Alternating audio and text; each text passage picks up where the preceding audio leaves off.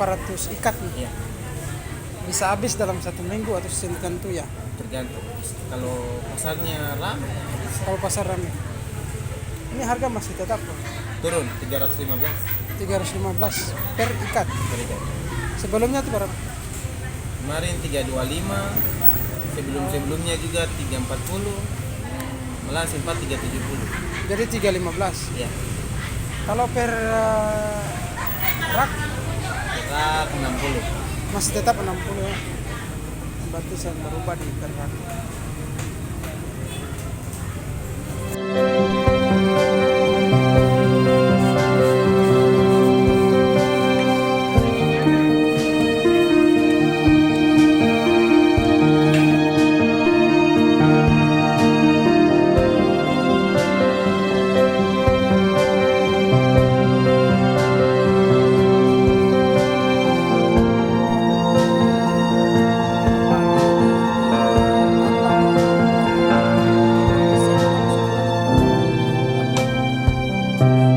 Sebenarnya bukan pengaruh dari kandangnya, dari pasarnya.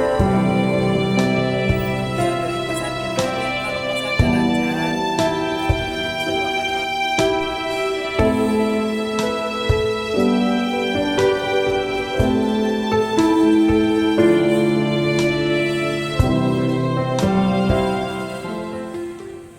Terima kasih sudah nonton. Jangan lupa like, subscribe, dan share ya.